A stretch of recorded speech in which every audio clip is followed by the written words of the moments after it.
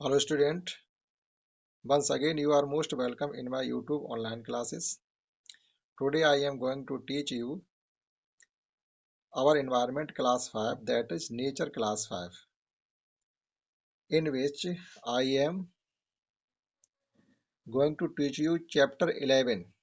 Name is various kind of houses, इन विभिन्न प्रकार के घर मकान। पिछले क्लास में हमने आपको पढ़ा दिया था बम्बू हाउसेस यानी बांस के बने हुए मकान। तो ये मजबूरियां होती हैं लोगों की ऐसे मकान बनाने की, बांस के घर बनाए या हम मिट्टी के घर बनाएं या बर्फ का घर बनाएं, क्योंकि जहां जैसी चीज मिलेगी तो हमें उसकी उसी चीज का प्रयोग करना पड़ेगा। आज हम पढ़ने वाले हैं आइस हाउसेस यानी बर्फ के मकान। अब यहाँ भी लोग जो रहते होंगे उनकी कोई मजबूरी ही तो होती होगी जो उन्हें बर्फ का मकान बनाना पड़ेगा। आइस हाउसेस यानी बर्फ के मकान। बर्फ के मकान को इग्लू कहते हैं, ब्रैकेट में लिखा हुआ इग्लू। तो इग्लू से आप समझेंगे कि ऐसे मकान जो बर्फ के बने होते हैं, जिसकी दीवारें बर्फ की ही होंगी, गेट भी बर्फ के ही होंगे उसमें, तो ऐसे मकानों को इग्लू कहते हैं। कहाँ बनाते हैं और क्यों बनाने पड़ते देखिएगा, और क्या क्या इनसे हमारी सुरक्षा हो सकती है इन घरों से। In place where there is snow all around, ऐसी जगहें यानी ऐसी कोई जगह भी है जहां पर चारों तरफ आपको बर्फ ही बर्फ मिलेगी। अब जब बर्फ ही बर्फ होगी तो क्या करोगे? People build their houses with ice slabs. Ice slab से मतलब फिर बर्फ की ही मतलब प्रयोग करके वो उस बर्फ का घर बनाते हैं। उसकी दीवारें बर्फ की होंगी, यानी बर्फ कोई काट पीट के कैसे भी, या कोई बर्फ की चट्टान है तो उसे खोद के उसमें गुफा बना लेंगे तो वो उनका घर हो जाएगा। दीज हाउसेस आर कॉल्ड, ऐसे घरों को क्या कहते हैं हम लोग? इग्लू। ऐसे घरों को इग्लू कहते हैं। द इंटीरियर वॉल्स यानी अंदर की दीवारें। अंदर की दीवारें क्या, अंदर बाहर पूरी बर्फ ही होती है। इंटीरियर कहिए चाहे आउट एक्सटीरियर कहिए। The interior walls of these houses, walls माने होती दीवार। इन घरों की दीवारें आर कोल्ड टू टच, छूने से तो ठंडी होंगी। अब बर्फ है तो सीधी सी बात है दीवार ठंडी होगी, छूने से तो ठंड होगी, ठंडी होंगी, ठंड लगेगी भी, लेकिन बचाव कितना कर सकती है? बट दे प्रिवेंट, लेकिन वे रोकती हैं, सुरक्षा करती हैं। किससे? कोल्ड वेव यानी शीत लहर। ठंडी आंधी चल रही है, ठंडी हवा चल रही है, तो कम से कम आपकी उससे सुरक्षा हो जाएगी। आप इसके अंदर अगर बैठ जाएंगे तो आपको ठंडी मतलब ठंडी हवा नहीं लगेगी। अंदर ठंडी है वो, लेकिन बाहर जब ठंडी हवा चल रही होगी तो ज्यादा ठंड लगती है। तो इसलिए आप जब इनके अंदर बैठे होंगे तो आपको ठंडी हवाओं से सुरक्षा हो जाएगी। दूसरी, and snow from entering the house, और बर्फ गिर रही होगी, बर्फ की बारिश हो रही होगी, वो भी इनके अंदर नहीं जाएगी, इनसे भी आपकी सुरक्षा हो जाएगी। इतनी सुरक्षा केवल इनसे होती है कि आपको शीत लहर नहीं लगेगी और बर्फ की फुहार पड़ रही होगी वो इसमें अंदर नहीं जाएगी। Fire is lit to keep the house warm. Lit माने होता जलाना, वार्म मतलब गर्म रखने के लिए। और इन घरों के अंदर कोई लगातार किसी चीज को जला करके वो गर्म रखते हैं अंदर।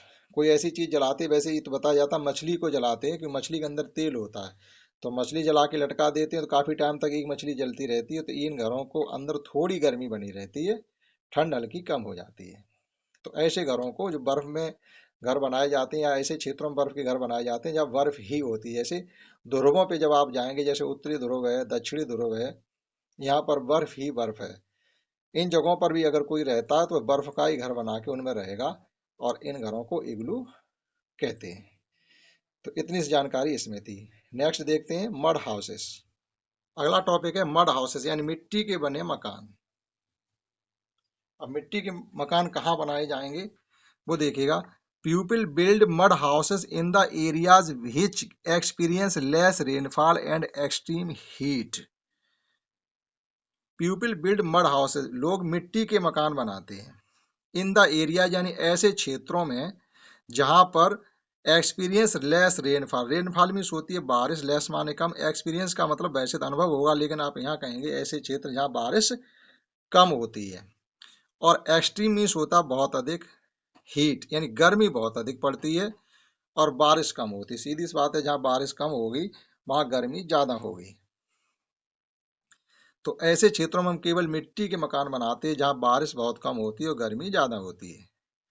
The walls of these houses are very thick. Thick माने होता है मोटा, और अगर कोई लिक्विड है और वो गाढ़ा है तो उसे भी हम थिक कह सकते हैं। तो the walls of these houses are very thick. इन घरों की दीवारें काफी मोटी होती हैं। अब मोटी रखने होने का क्या वजह है? कोई कारण होगा, इसकी वजह से दीवारों को मोटा रखा जाता है।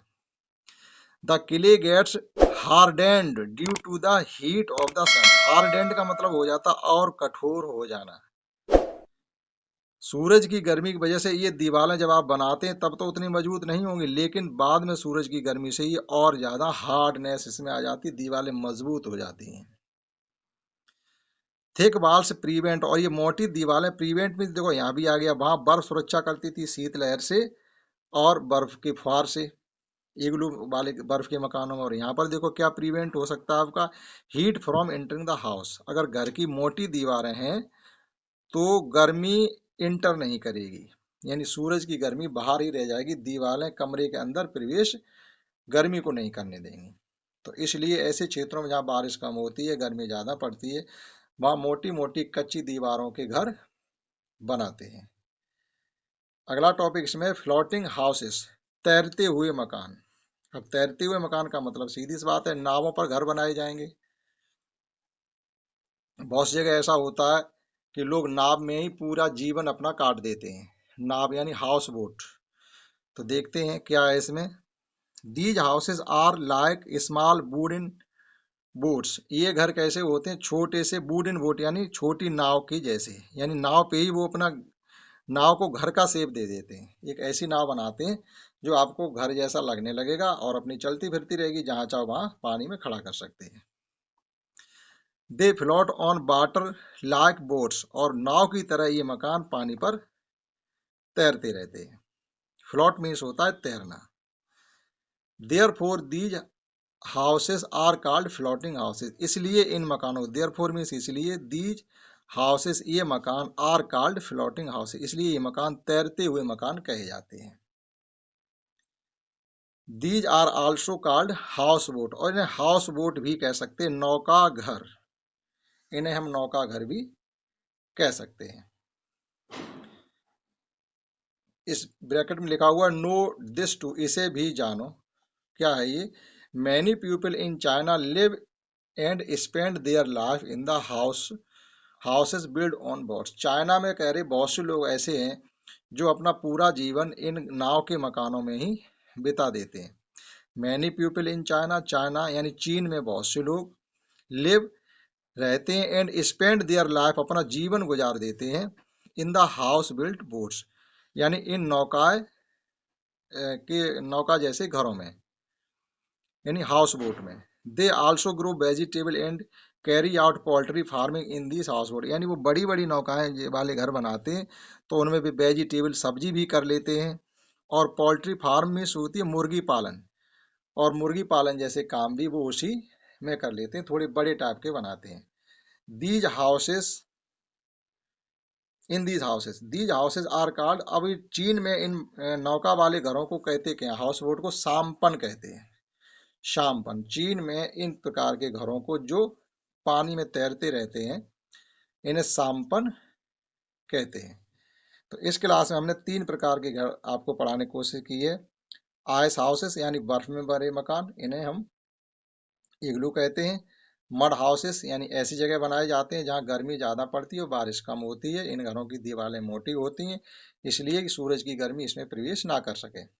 और तीसरा बताया हमने फ्लोटिंग हाउसेस यानी हाउस बोट, नौका नौका युक्त मकान, यानी नाव का काम भी करेंगे और आपके रहने का काम भी वो करेंगे। और चीन में जो ऐसे मकान पाए जाते हैं उन्हें हम साम्पन कहते हैं।